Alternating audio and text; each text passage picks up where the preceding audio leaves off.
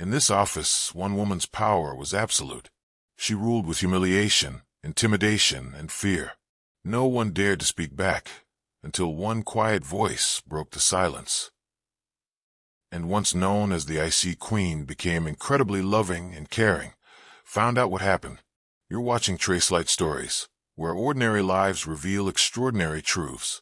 Hit the like button, subscribe to the channel, and join us, because the story you're about to hear sticks with you. The 35th floor of Pinnacle Industries felt like stepping into a glacier. Everything was white marble, chrome fixtures, and glass so clear it seemed to slice through the Manhattan skyline.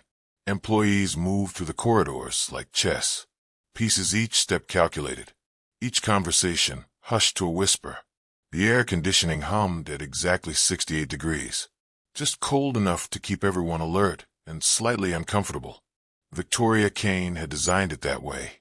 As the youngest female CEO to ever run a Fortune 500 company, she had learned that fear was more reliable than friendship, control more valuable than compassion.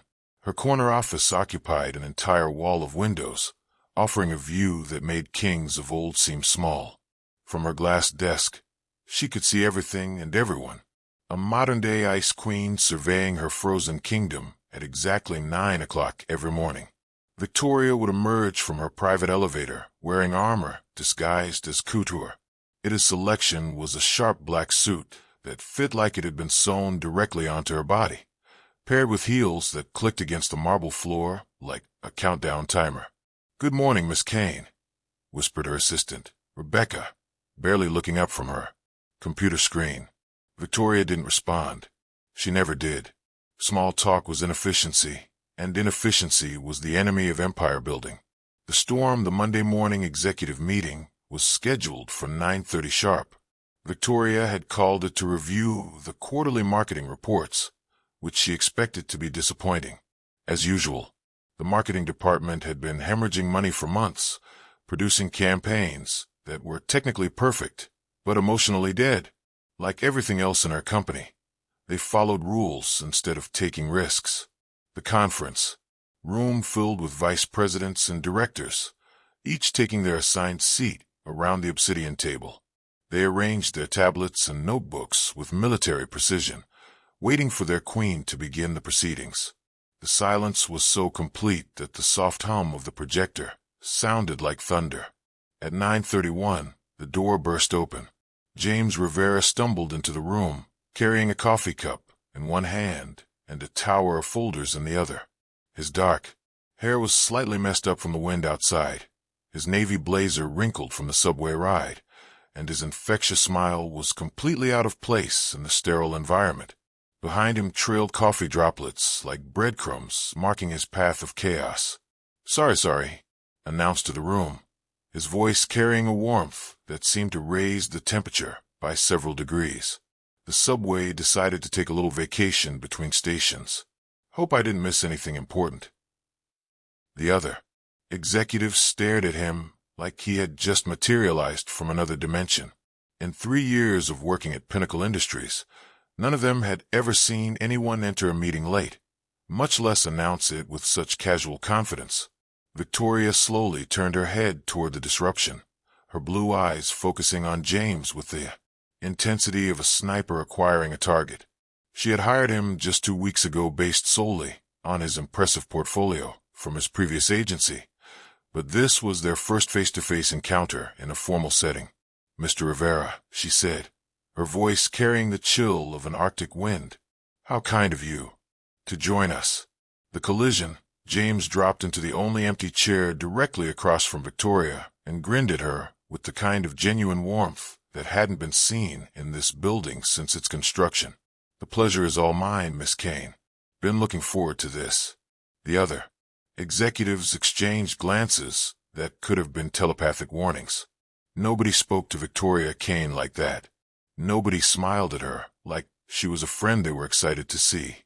Nobody treated her like she was simply another human being instead of a force of nature. "Perhaps you could explain to us why our marketing budget increased by 30% last quarter, while our conversion rates dropped by 12%, Victoria continued, her fingers steepled in front of her like a judge preparing to deliver a sentence. James leaned back in his chair, completely relaxed, despite the tension radiating from every other person in the room. "Well, that's actually pretty simple," he said, opening one of his folders with the casualness of someone discussing the weather. The previous campaigns were playing it safe. Safe doesn't cut through noise. Safe doesn't make people feel anything. Safe is the enemy of memorable, and memorable is worth a 30% budget increase. Memorable is worth whatever it costs to stop being invisible, James replied, pulling out a series of photographs and sliding them across the obsidian table toward her. "These are from our competitors' recent campaigns. Notice anything?" Victoria glanced at the images, her expression unchanged, but something flickered behind her eyes. A spark of interest she quickly buried under layers of professional armor. "It all looked the same," said Richard Cromwell, the head of sales, trying to score points with his observation. "Exactly," James said, pointing at Richard like he had just won a prize. "Generic. Happiness, stock photo families. Messages that could be selling anything from cars to breakfast cereal. We're not competing with that anymore. We're creating something completely different." The crack and the eye soles studied the man. Across from her, with growing fascination. In her experience, employees either cowed in her presence or tried to impress her with corporate speak. James Rivera was doing neither. He was simply being himself, authentic and unfiltered, treating her like an equal rather than a threat. "Show us this something different," she said, her voice dropping to a whisper that somehow commanded more attention than shouting. James reached into a second folder and produced a tablet, tapping the screen to life. "This is our new campaign concept. Instead of telling people what they should want, we want to show them what they already feel but can't express." The tablet displayed a series of concept images that were unlike anything Pinnacle Industries had ever produced. Instead of perfect models and perfect settings, these showed real moments of human connection. Father teaching his daughter to ride a bike with scraped knees and tears of joy. An elderly couple holding hands in a hospital. Waiting room. Group of friends laughing so hard they were crying. "These people aren't buying products," James explained, his voice gaining passion as he spoke. "They're buying pieces of their own story. We're not selling them perfection. We're selling them permission to be beautifully, messily, completely human." The room fell silent.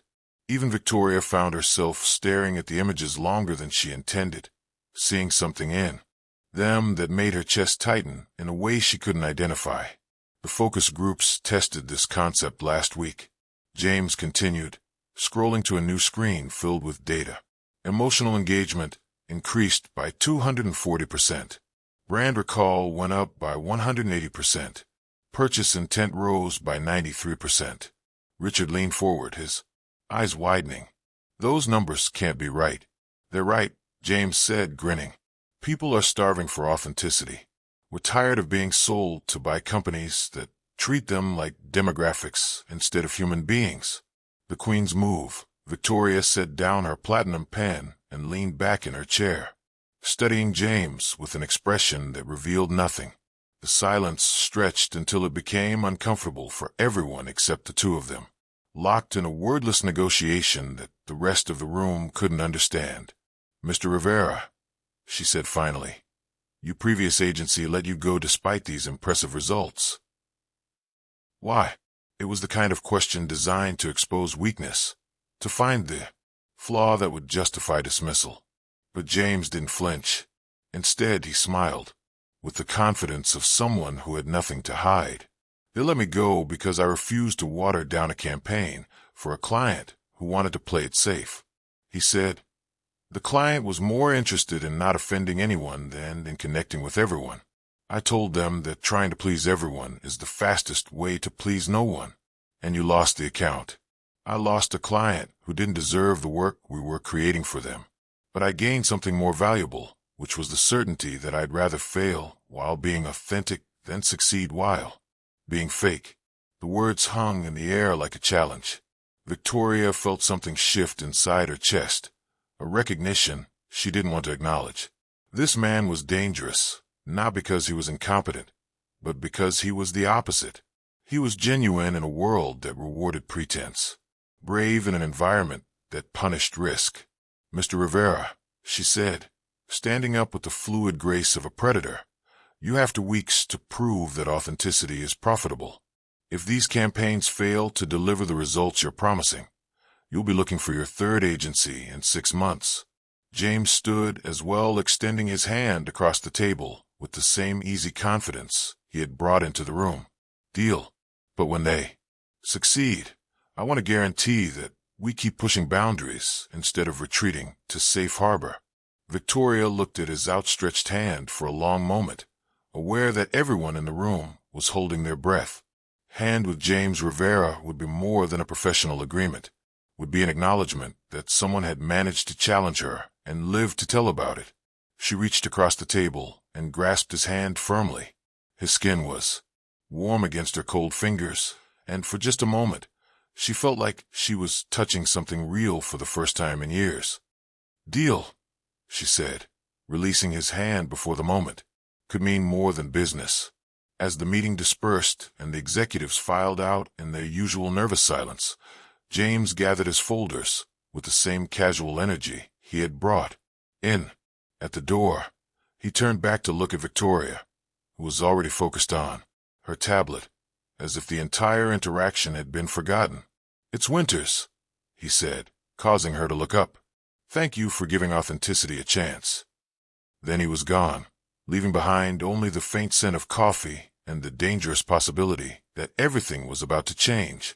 3 days after the boardroom confrontation, Victoria's perfectly controlled world exploded into chaos. It started with the leaked video from the marketing department's campaign shoot, where James had convinced a local family to share their real story about overcoming financial hardship. The raw, unfiltered emotion of their testimonial had somehow found its way onto social media, where it spread like wildfire. By Thursday morning, #RealStories was trending nationwide and Pinnacle. Industry's phone lines were jammed with reporters, competitors, and customers demanding to know more about this revolutionary approach to marketing. Victoria watched the social media metrics climb from her office, feeling like she was witnessing an avalanche from inside an ice cave. "Miss Kane," Rebecca's voice crackled through the intercom. "You have 17 interview requests. The board is calling an emergency meeting, and Mr. Rivera is here to see you." "Send him in," Victoria replied, surprised by how quickly the words left her mouth. James entered carrying 2 coffee cups and wearing a smile that could have powered the entire building. He had traded his usual wrinkled blazer for a crisp white shirt and dark jeans that somehow looked more professional than most people's suits. "Thought you might need this," he said, placing one of the cups on her desk. "Extra shot of espresso. No sugar splash of cream. Rebecca told me your usual order." Victoria stared at the coffee cup like it was a puzzle she couldn't solve. In 5 years of running Pinnacle Industries, no employee had ever brought her coffee. She wasn't sure anyone even knew she drank coffee, much less how she liked it prepared. "You," she said carefully, wrapping her fingers around the warm cup. "I assume you're here about the media attention, the unlikely partnership." James settled into the chair across from her desk with the same casual confidence that had disrupted her boardroom. "Actually, I'm here about damage control. The board is probably having a collective heart attack right now, and you're going to need a strategy that doesn't involve throwing me under the bus." "What makes you think I won't because you're smarter than that?" James replied, taking a sip of his coffee. "This viral moment is worth more than any paid advertising campaign we could have created. The question is whether we're going to ride the wave or let it crash over us." Victoria leaned back in her chair, studying him with the same intensity she usually reserved for quarterly reports. There was something magnetic about his certainty, the way he treated crisis like opportunity instead of catastrophe. "The board wants to know how we're going to contain this situation," she said. "We don't contain it. We amplify it." "Explain." James pulled out his phone and showed her the screen. "Look at the comments under the video. People aren't just sharing it. They're telling their own stories. Real stories about struggle, about triumph, about the messy, beautiful reality of being human. This isn't just marketing anymore. It's a movement. Victoria scrolled through the comments, reading testimonials from single mothers, veterans, immigrants, students, elderly couples. Each story was different, but they all shared the same raw honesty that had made the original video so compelling. Miss Kane, James continued, his voice softening. When was the last time you felt something real while watching a commercial? The question caught her off guard. She couldn't remember the last time she had felt anything real while doing anything, much less watching advertising. Her life had become a series of calculated moves designed to maintain control and maximize profit. That's not relevant, she said, but the words sounded hollow even to her. It's the only thing that's relevant, James replied. People are tired of being treated like wallets with legs. They want to be seen, understood, valued for who they are instead of how much they can spend. The crack widens. The emergency board meeting was scheduled for 2 o'clock. Victoria spent the morning preparing her usual arsenal of charts, graphs, and statistical projections designed to demonstrate control over any situation. But as she reviewed the data, she realized that James was right. The viral campaign had generated more genuine engagement in 3 days than their previous marketing efforts had been achieved in 3 months. At exactly 2 o'clock, she entered the boardroom, followed by James, who had somehow convinced her to let him present their strategy directly to the board.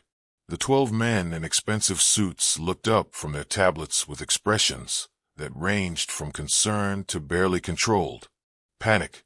Gentlemen, Victoria began, her voice carrying its usual Arctic authority. I'm sure you've all seen the media coverage regarding our new marketing approach. Harold Whitman, the board chairman, leaned forward with the expression of someone about to deliver an ultimatum. Victoria, this unauthorized campaign has exposed our company to significant risk. We need to distance ourselves from this emotional manipulation immediately. Emotional manipulation, James repeated, his voice carrying a dangerous edge that made several board members shift uncomfortably. Is that what you call showing real people telling real stories about real challenges? Mr. Rivera, Harold continued. Your inexperience in corporate communications is showing.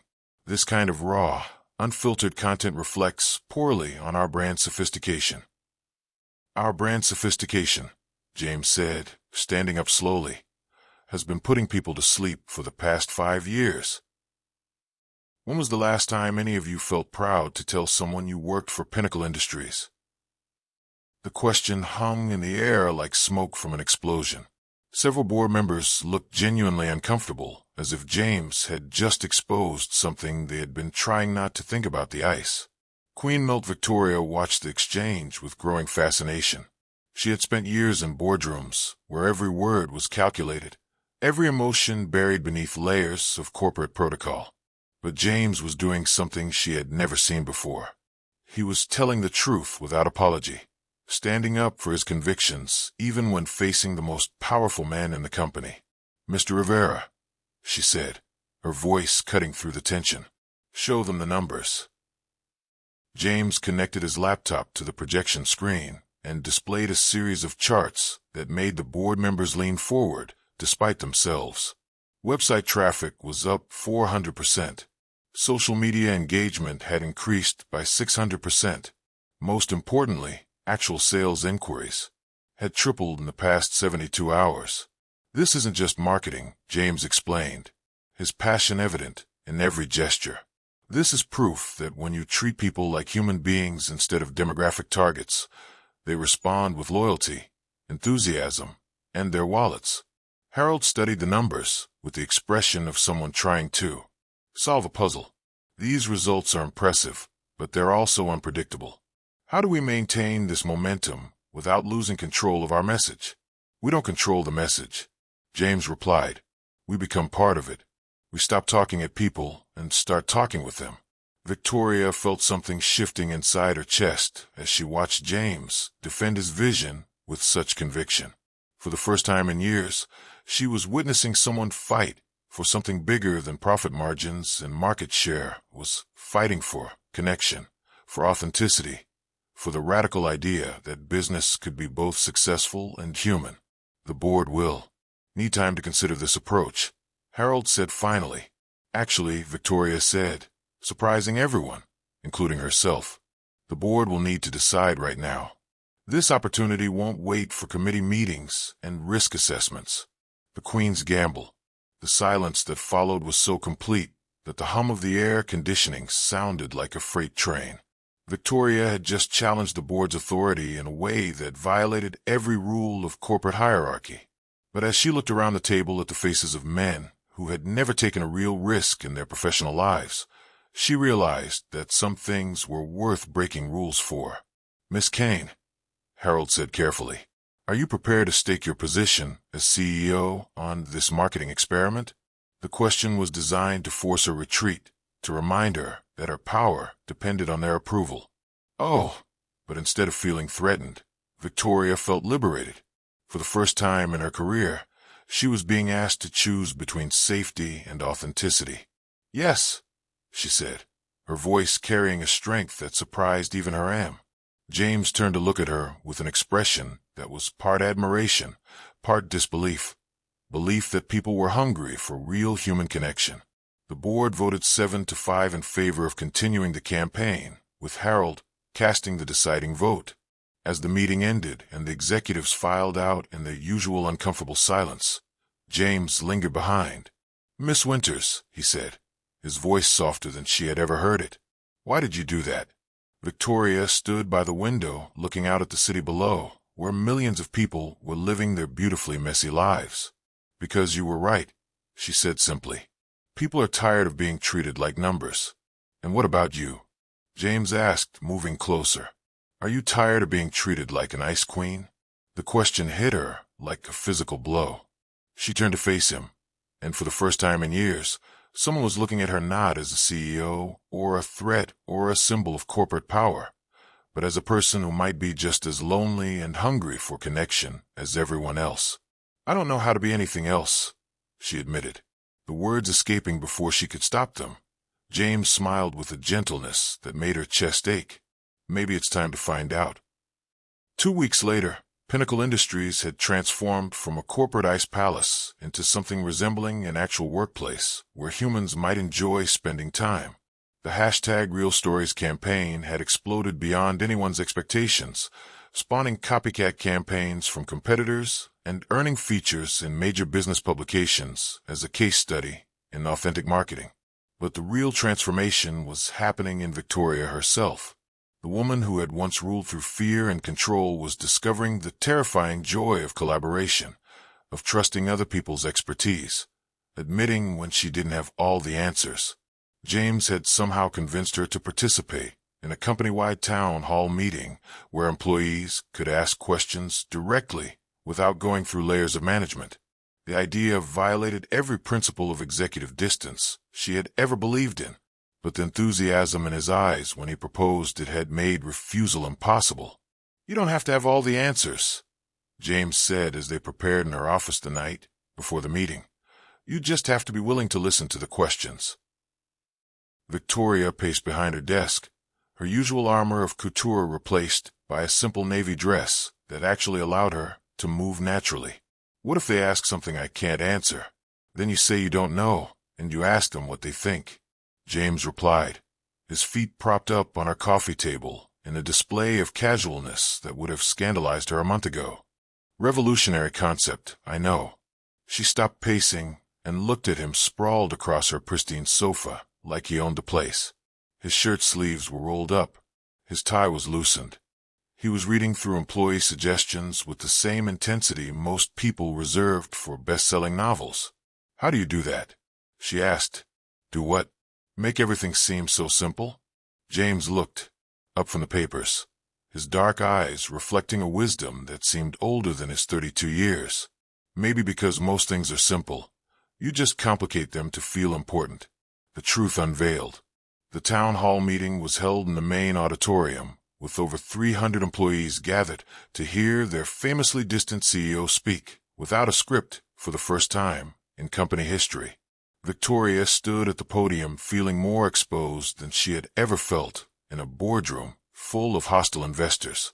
"Good morning," she began, her voice carrying across the room without its usual edge of ice. "I know this is unusual. I know I'm not exactly known for my accessibility or my interest in casual conversation." A ripple of nervous laughter ran through the audience. Even admitting her own reputation was a departure from the perfect executive image she had maintained for years. "Oh, but Mr. Rivera has convinced me that running a company without talking to the people who actually make it work is like trying to drive a car while blindfolded," she continued, finding James in the crowd and drawing strength from his encouraging smile. The questions started cautiously. Employees asked about company policies, benefit packages, the usual safe topics that wouldn't risk offending anyone. Important, but gradually, encouraged by Victoria's willingness to admit uncertainty and ask for input, the questions became more personal, more real. "Miss Kane," said Maria Santos from the accounting department, "why did you decide to take a chance on the new marketing approach when it was so different from everything we'd done before?" Victoria paused, feeling the weight of 300 pairs of eyes watching her every expression. The old Victoria would have given a carefully crafted answer about market research and strategic planning. But the new Victoria, the one that James had somehow awakened, chose truth instead. "Because I was tired of being afraid," she said, her voice quieter, but somehow more powerful than her usual commanding tone. "Afraid of failure, afraid of judgment, afraid of letting people see who I really am underneath all the corporate armor." Auditorium fell silent. This wasn't the ice queen they had worked for. This was a human being admitting vulnerability in front of hundreds of subordinates. "I built this company by being perfect, or at least by pretending to be perfect," Victoria continued, feeling something breaking open inside her chest. "But perfection is lonely. Perfection is exhausting. Perfection doesn't create the kind of connections that make work feel meaningful." The confession after the town hall. Victoria found herself alone in her office with James, surrounded by flowers and thank you notes from employees who had never felt comfortable expressing appreciation before. "Hey," the transformation was overwhelming, beautiful and terrifying all at once. "You were amazing today," James said, loosening his tie as he settled into the chair across from her desk. "Did you see how people lit up when you started talking to them like they mattered?" "They do matter," Victoria replied, surprising herself with how much she meant it. "I just forgot that somewhere along the way." Intensity that made her feel transparent. "What made you forget?" The question hung between them like a bridge she wasn't sure she was brave enough to cross. But James had shown her that authenticity was worth the risk, that being real was more valuable than being perfect. "My father," she said finally, the words feeling strange in her mouth. "He built this company from nothing, and when he handed it over to me, said the only way a woman could succeed in business was by being twice as smart, 3 times as tough, and never letting anyone see her sweat, and you believed him." I had to believe him. Every time I showed emotion, it was used against me. Every time I asked for help, it was seen as weakness. So I stopped showing emotion, stopped asking for help, stopped being human. James leaned forward, his eyes never leaving her face. "What changed?" Victoria felt her chest tighten as she realized the truth she had been avoiding for weeks. "You changed everything," she whispered. "You walked into my perfectly controlled world and made me remember what it felt like to laugh, to be surprised, to care about something more than quarterly profits." The risk, the confession hung between them like a live wire, dangerous and electric. James stood up slowly, moving around the desk until he was close enough that she could see the flecks of gold in his dark eyes. "Victoria," he said, using her first name for the first time since he had started working there. "What are you saying?" She stood as well, feeling like she was standing at the edge of a cliff with no idea how far the drop might be. "I'm saying that you make me want to be brave. You make me want to be real. You make me want to stop being the ice queen and start being the woman I was before I learned that feelings were dangerous." James reached out and touched her face with a gentleness that made her eyes close involuntarily. "And what if that woman is more powerful than the ice queen ever was? Then I'm in serious trouble," she whispered. Because I think I'm falling in love with you. The words escaped before she could stop them, honest and raw, and completely without the careful calculation that had governed every important decision in her life. But instead of feeling exposed and vulnerable, she felt free. James smiled, with a warmth that could have melted glaciers. Good, he said, because I fell in love with you the moment you shook my hand in that boardroom, and I realized you were just as scared as everyone else. The new beginning 6 months later, Pinnacle Industries had become the most sought-after workplace in the city, with employees who actually enjoyed coming to work and customers who felt like they were buying from friends instead of a faceless corporation. The #RealTories campaign had evolved into a company-wide philosophy of authentic communication that had revolutionized not just their marketing, but their entire corporate culture. Victoria and James had navigated the complexities of an office romance with the same authenticity they brought to everything else, being transparent with the board, the employees, and themselves about the challenges and joys of mixing love with business. Their relationship had become another example of the company's commitment to treating people like human beings instead of corporate resources. On a Thursday evening, as they worked late reviewing proposals for their next campaign, James looked up from his laptop and smiled at the woman who had once been known as the Ice Queen of corporate America. Do you ever miss it? Asked Miss What. Being perfect, being in complete control, never having to worry about what people think. Victoria considered the question seriously, looking around her office that now felt warm and lived in instead of like a museum display. Plants grew on the windowsill. Family photos sat on her desk, and the walls displayed thank you letters from employees alongside business. Awards missed the simplicity of it sometimes.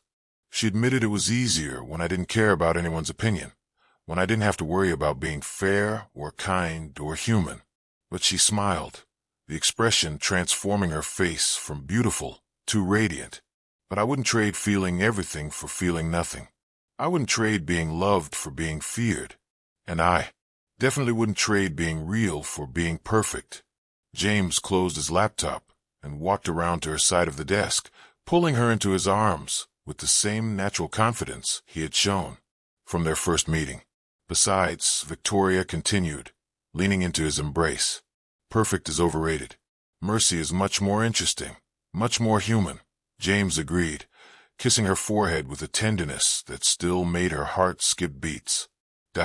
As they stood together looking out at the city lights, Les realized that she had finally learned the difference between building an empire and building a life. The Ice Queen was dead, but the woman who had taken her place was stronger, braver, and infinitely happier than her predecessor had ever been. The tyrant director who had once ruled through fear had discovered something more powerful than control. The courage to be vulnerable, the strength to be authentic, and the revolutionary idea that sometimes the best way to lead is to simply be human. And in a world hungry for real connection, being human turned out to be the most profitable strategy of all. This is Tracelight Stories. Thank you for watching. Click on the next video now.